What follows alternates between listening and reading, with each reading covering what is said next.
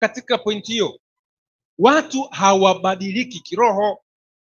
Utaona hata katika mtindo tu wa maisha. Unajua leo usijidanganyane rafiki zangu eti kwamba mimi Mungu yuko ndani tu. Niangalie tu, usiangalie nje, angalia nini? Ndani. Sasa mimi naona ndani kweli, nitaonaje ndani? Kama siwezi kuona tu moyo wako au bandama zako, si ndio? Ndani ya mwili tu wa nyama, nitaweza kuona maisha yako ya ndani? Haiwezekani. Kwa kile cha ndani kinaakisi wapi? Nje. Uongo kweli? Hata upretend vipi. Kuna mtu mmoja wakati huo nikiwa mtu wa msikitini. Yule kijana nilikuwa tunamheshimu sana, alikuwa anatoa hekima sana yule jamaa. Hekima ya hali ya juu. Wale wazee ambao walikuwa wanapenda madaraka, akisimama pale unamheshimu, akisalisha vizuri sana. Siku moja ikatokea mzozo mkubwa sana. Wale wazee hawataki kuachia madaraka ya msikiti. Na wale vijana wanataka kuchukua madaraka nini? Ya msikiti. Sasa wazee washaelemewa katika mizozo na msuguano, maana vijana tayari walikuwa wamechukua fimbo wameficha ndani ya miswala. Ili kama wazee wakizengua wale dunia na mambo Sasa niko bwana mdogo naangalia ule mtazamo. Sasa yule kijana mwenye hekima akasimama kusuluhisha mzozo pale. Sasa katika jazba na yeye alikuwa nazo, jamani tulieni. Kwa akajikuta ameongea kwa tusi. Tuko pamoja? Nilisema tusi hilo. Lakini naona kama ni aibu Unafahamu ile matusi ya vijana leo, mtu anaongea na katusi la mama. Si ndio? Sasa naye akapiga sasa akasisitiza ile maneno yake kwa ile tusi la nini? La mama. Baadaye akasema nisamee jamani. Wazee wakasema si unaona sasa vijana ni wauni, hatuwezi kuwapa msikiti. Baadaye kafanyaje? Maana kijana mwenye hekima amekorapsi. Sasa ni nini ambacho kilikuwa? Si kwamba yule mtu alikuwa ndio ameanza kutukana sikio. Tuko pamoja? Hiyo ni kawaida yake. Sasa kuna imefika wakati tu kama jogoo ambaye huwezi kumbania siwike. Jogoo hata ukimfunga mdomo atawika tu. Maana kuwika ni jadi ya. Kwa Mungu atushangai sisi kutenda maovu, maana ni jadi yetu. Tuko pamoja? Mungu anashangaa wewe muovu kunena mema. Maana kwa kawaida ya muovu ananena nini? Mabaya. Kwa ili tuweze kunena mema lazima kuna kitu cha ziada ndani yetu kifanyike. Na hicho tu kinatolewa na Musa na nani? Ambao lazima uwe na roho ya Kristo ili uweze kuongea maneno ya Mungu. Uweze kuyaongea maneno ya Mungu na roho ya nani? Tabumburuka tu siku moja. Tumeangalia wanaye Musa na manabii. Musa na manabii. Sasa ni nani Musa na manabii? Tuendelee Luka 24:44 mpaka 46, kimbia. Luka 24:44 mpaka 46. Naam. Neno la Bwana linasema. Inasemaje? Kisha akawaambia huyu Bwana Yesu, hayo ndiyo maneno yangu niliyowaambia nilipokuwa nikali pamoja nanyi. Ndio. Ya kwamba ni lazima yatimizwe yote yaliyoandikwa katika Torati ya Musa. Lazima yatimizwe yote niliyoandikiwa katika Torati ya Musa na katika manabii na Zaburi. Na katika manabii na nini? Na Zaburi. Kumbe Musa ni nini? Umejifunza nini katika andiko hilo? Musa ni nani hapa? Torati. Torati. Ni nini? Torati. Dada, ni nini? Kwa akaanza kwa Torati ya nani? Ya Musa. Kuja nini? Manabii. Kwa hapa tumuongee Musa tena kama person, mtu. Tunamwongea Musa kama maandiko matakatifu. Bwana apewe sifa. Amen. Kwa akaongea yale mambo ambayo ameandikiwa ndani yake, ambayo Musa amemwandikia na manabii. Ngalo sizungumzii sana manabii. Yohana 7:19, kimbia. Yohana 7:19. Ndio. Neno la Bwana linasema. Nasemaje? Je, Musa hakuwapa Torati? Je, Musa hakuwapa Torati? Wala hakuna mmoja wenu aitendaye Torati? Wala hakuna hata mmoja wenu atende Torati. Tule kidogo hapo. Kumbe Musa ni nini? Ni Torati. Kwa hiyo tunapomzungumzia Musa tunazungumzia nini? Torati. Na tunapozungumzia Torati hatuzungumzii kitabu kinachoitwa kumbukumbu la nini? La Torati. Bali tunazungumzia maandiko ambayo Mungu alimpa Musa. Hiyo ndio point. Habari ya John. Simekaa vizuri Sasa ukija katika mpangilio wa Kiyahudi ni mzuri kidogo, unapendeza. Wayahudi wana kitu ambacho kimeandikwa hapo. Kimeandikwaje kama mnaona? Tanakh. Hii ndiyo mkusanyo wa maandiko ya Kiyahudi. Ukiwa una vitabu 24. Utashangaa kwa nini maandiko ya Agano la Kale katika Biblia nilionayo ni vitabu 39. Hiyo ni elimu nyingine. Wao wamefanya hivi. Isikutoe ndine kutoa tongotongo kidogo hapo. Ni vitabu vile vile. Lakini kile kitabu cha Mambo ya Nyakati wa kwanza na Mambo ya Nyakati wa pili, kwa ni kitabu hiki. Kitabu cha Wafalme wa kwanza na Wafalme wa pili ni kitabu hiki. Mbona picha hiyo Sasa ndio maana alafu vingine vile vya manabii wadogo na wakubwa ambao tunaviona sisi wanavisqueeze pamoja. Na pia kitabu cha Taurati kwa ni hiki. Wanachukua Mwanzo mpaka Kumbukumbu la Taurati ni kitabu hiki. Ndio maana inaitwa nini? Tanaki. Tanaki ina maana gani?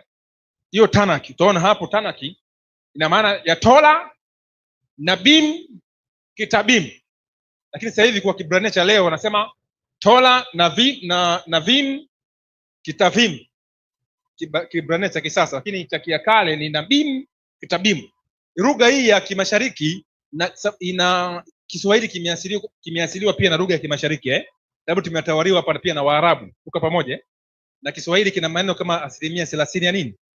Ya Kiarabu. Na Kiebrania na Kiarabu ni lugha dada. Kwa maana leo kuna Torah ambayo tunasema Torati, Nabim tunasema nabii. Tuko pamoja Alafu Kitabim sisi tunasema vitabu au kitabu. Hiyo ndio lugha ya Kiebrania katika maandiko kwamba Torah, manabii na vitabu. Sasa hapa kwenye manabii wameweka vitabu vya manabii. Sasa huku kwenye Kitabimu ndio utakuta kuna Zaburi, utaipata hapo. Kuna Mhubiri utaipata hapo.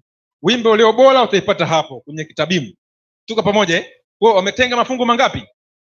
Haya hayajatengwa kipindi hiki, yalikuwa hivyo kipindi cha Bwana Yesu mwenyewe. Bwana Yesu anasema kwamba akaanza Musa, manabii, tuko pamoja, na Zaburi. Hiyo ndio utaratibu wao Wayahudi. Kwa maana akaanza Torah, akaja kwa manabii, akaja kwa vitabu. Hiyo ndio usomaji ulikuwepo kwa Bwana Yesu na mitume wake.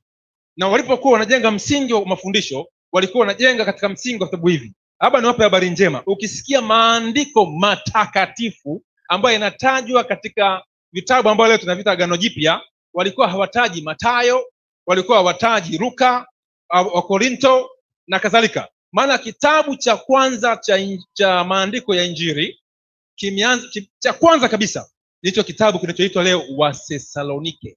Kiliandikwa mwaka wa 54 baada ya Kristo. Miaka mingapi? Kristo alikuwa mwaka gani? 31. Kwa kitabu cha kwanza kikaandikwa baada ya miaka mingapi? 20 ngapi? Sasa walikuwa wanasoma vitabu gani? Sasa watu nafikiri kwamba wanaposoma Biblia wanajua kama haba Mathayo ilikuwepo, umeelewa Luka ilikuwepo, na kwanza viliandikwa tofauti. Mathayo alikuwa anaishi pale Ethiopia. Marko alikuwa anaishi pale Misri. Tomaso alikuwa anaishi India. Na wengine walikuwa wanaishi pale Yerusalemu. Paulo alikuwa ni mzululaji, yuko Spain, ndo Tarishishi na huko na huko. Kwa vile vitabu baadaye vilikuja kuunganishwa baadaye. Kwa maandiko matakatifu ambayo yalikuwa yakitajwa wakati ule ni Tanakh, Torah, Nabim na nini? Kitabu. Tuko pamoja? Mmenielewa vizuri Sasa mtu ambaye anasema kwamba akisoma Biblia vitabu vile vya manabii au vya mitume, anapokuwa anasoma habari za Kristo, anawaza ile nukuu kwamba wakayanukuu maandiko, anaweka kitu kingine pale. Na unakuta anabishia kwamba Sabato haikuwako. Tuko pamoja? Sasa wale manabii au amri za Mungu zimeisha vipi? Na maana wale wa Kristo wa kwanza basi walijua kabisa hapa baada ya miaka 20 kitu ndio wakajua Sabato imefanyaje? Imeisha, kama vile kama kweli Paulo alichange nini? Sabato. Lakini wale walikuwa wanasoma maandiko na walikuwa wanasali pamoja katika masinagogi na Wayahudi na katika mahekalu. Bwana apewe sifa. Kama ungekuwa unashika siku ya Jumapili, wangesali ndani ya sinagogi, wakiingia ndani ya hekalu. Kwa ina maana walikuwa wanafanya kitu kimoja. Ukisoma kitabu cha Matendo, sikumbuki nimesahau hiyo mstari, mtakumbuka nyinyi wasomi. Kuna sehemu utaona Priscilla na Aquila, wainjilisti ambao walimfundisha Paulo kushona mahema, walifukuzwa Rumi. Andiko linasema kwamba Kaisari alikuwa ni nani yule Kaisari? Nafikiri nani? Tiberia si Tiberia. Tiberia ni Kaisari wa pili. Kuna Kaisari moja hapo ametajwa ambaye aliwafukuza Wayahudi Roma, na Priscilla na Aquila ambao ni Wayahudi pia lakini ni Wakristo, nao wakafanyaje? Walifukuzwa. Sasa nenda kasoma historia. Walifukuzwa kwa sababu Wayahudi na Wakristo walikuwa wanabishana kwenye masinagogi kule Roma, si kwa habari ya Sabato, kwa habari ya Kristo. Hao Wayahudi wanasema Kristo si Masihi, Yesu si Masihi. Hao Wakristo wa Kiyahudi wanasema Kristo Yesu nani? Ni Masihi. Lakini wote wanashika Sabato. Bwana apewe sifa. Kwa Kaisari akawatimua kwamba hao ni watu wa fujo. Ni kama leo mijadala ya Sabato na wanaotengenezwa kuhusu Mungu mmoja. Haleluya. Kwa akawatimua. Kwa issue hii ya kuja kubadilisha leo sauti ya Musa, sauti ya manabii kuhusiana na Sabato na amri za Mungu ilikuja baadaye sana, lakini si somo langu. Sasa point inakuja wapi? Katika habari ya Tanaki ambayo tumeiona, ambayo sasa ndio Tola, ambayo tutazungumzia leo. Tola si manabii au vitabu. Ngoja kuangalia wakati mwingine. Hii Tola ambayo ina vitu ambavyo vingi ambavyo Musa alipewa, ina vitu na sauti fulani hapa. Katika kitabu hiki cha Mwanzo sura ya ngapi? Ya 3. Utaona Tola ikiongea habari za Yesu kwa njia ya mfano huo. Katika Mwanzo 3:15 nisomee. Mwanzo 3:15. Nasemaje? Neno la Bwana linasema. Inasema, nami nitaweka uadui kati yako na huyo mwanamke. Nami nitaweka uadui kati yako wewe na huyo mwanamke, na kati ya uzao wako na uzao wake. Huo utauponda kichwa na wewe utamponda kisigino. Huo utakuponda nini? Kichwa. Utamponda nini? Kisigino. Ili andiko ni zito, unaweza kulichukulia kawaida nafikiri ni jambo dogo. Sema sijaweka ile Biblia. Ukisoma Biblia Jesuit ndio andiko mwaka karne ya 16, inaitwa Douay Rhymes. Kwenye hiyo kama mna ile Biblia ile ya Holy Bible ambayo ina tafsiri nyingi, utakuta hilo andiko. Ukisoma andiko hili la 3:15 kwenye hiyo Bible ya Jesuit, utaona wameandika anayeponda nyoka kichwa ni mwanamke. Lakini hii ukisoma kwenye English utaona anayeponda anatambulishwa kwa jina la nini? Him inawakilisha nani? Lakini wale kwenye Douay Rhymes wameweka she. Ndio maana leo ukiingia ndani ya makanisa ya Katoliki, sisemi vibaya kanisa la Katoliki, utaona kuna sanamu ya mwanamke, yani ambaye anaitwa Maria, amekanyaga nyoka nini? Kichwa. Nani alikuwa Mkatoliki hapa? Hiyo sanamu je kuiona? Mjiona kama Maria ndio anamkanyaga nyoka kichwa? Hiyo si iko? Hata picha nyingi zimechorwa Nafikiri nitakuja kutoa ile presentation kuhusu yule mwanamke ambaye leo anaitwa Malkia wa Mbinguni. Zamani ambaye alikuwa Malkia wa Mbinguni katika kile cha Yeremia na Ezekiel, mpaka leo anaabudiwa na kuheshimiwa. Tutaona hilo jambo. Sasa 3:15 Tola inasema kuna mzao atakuja kumponda nyoka nini? Kichwa. Na nyoka katika maandiko, katika ile sura ya 3 mstari wa 1, maandiko yanasema nyoka alikuwa ni mwenye busara kuliko wanyama wote. Tena mwelevu, neno mwelevu. Ukisoma ile sura ya 7 kitabu cha Misali, kuna mwanamke mmoja pale utaona malaya. Ana mume, alafu anamwambia kijana kwamba mume wangu amesafiri, amechukua mkoba, ameenda nchi za nini? Za mbali. Lakini yule mwanamke kwa maneno ya uwerevu akamteka nani? Yule kijana. Hilo pia ni somo lingine la makanisa. Kwa uwerevu ambao unaongelewa hapa ni aina ya hila, udanganyi ambao wewe hauwezi kujua. Yaani umejificha katika kweli 99% au kadhaa, lakini huwezi kuutambua. Ambao mwanamke hapa akashawishika, akaanguka. Sasa huyu mwerevu nyoka, ambaye si nyoka tu wa kawaida anayeuma leo, ni nyoka hatari ambayo Taurati inamfunua na mitume baadaye wanakuja kuweka jambo hilo bayana na watu. Ufunuo sura ya 12 mstari wa 9.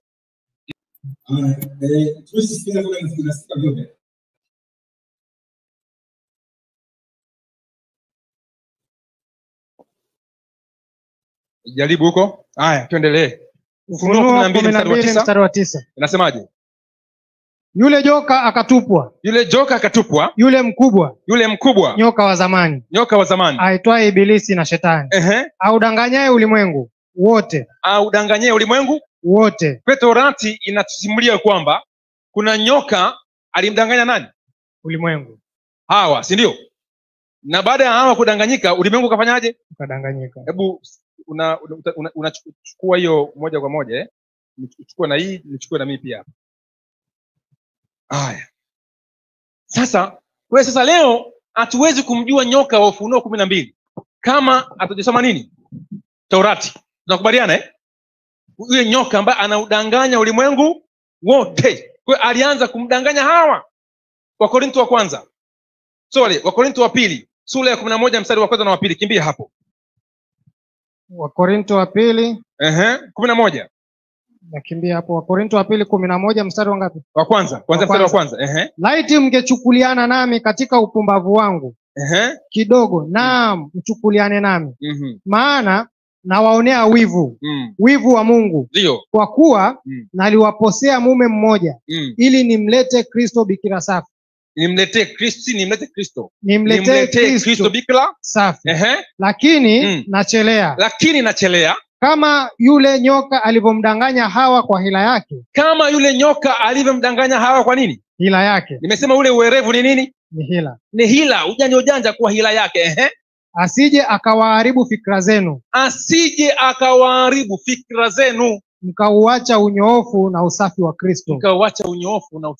Bwana apewe sifa. Kwa Hawa aliacha unyoofu na usafi nini? Wa Kristo. Kwa maana huyu nyoka, kama Torati isingemfunua tungemjua. Sasa wale ambao wanakataa, wanaondoa vitabu cha Mwanzo mpaka Malaki, wanaanza na Mathayo mpaka Ufunuo, uone hao ni maadui wa Kristo. Bwana apewe sifa. Amen. Kama moja leo unanyosha mkono tu, tunaendelea hapa.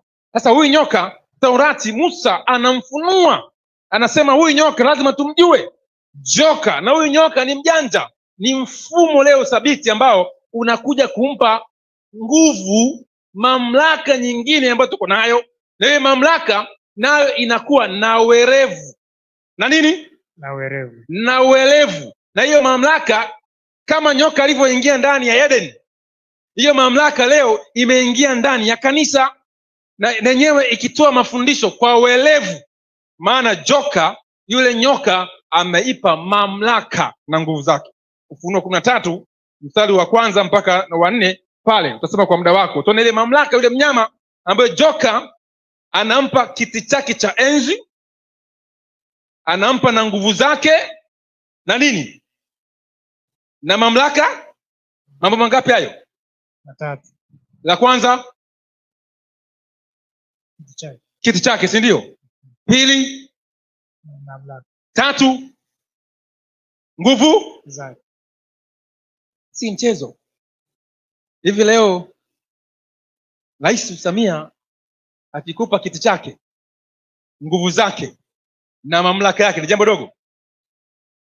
Hapa ndugu yangu katibu, ukipewa hiyo mamlaka utashangaa zimekuja gari hapa, unazungukwa, kuna protocol utapewa hapa, au sio? Yaani mamlaka waga inaonekana. Sasa kuna hiyo power na yenyewe imepewa mamlaka na nyoka ambayo inadanganya kwa uelevu. Na hiyo ndiyo leo imetuingizia fundisho la utatu ambalo linasumbua ulimwengu wa Kikristo. Imetuingizia ibada ya siku ya kwanza ya juma, leo tunasumbuka nayo. Limetuingizia Pasaka ambayo inaitwa Easter, tunasumbuka nayo. Imetuingizia mafundisho mengi ambayo leo Wakristo tunahangaika nayo.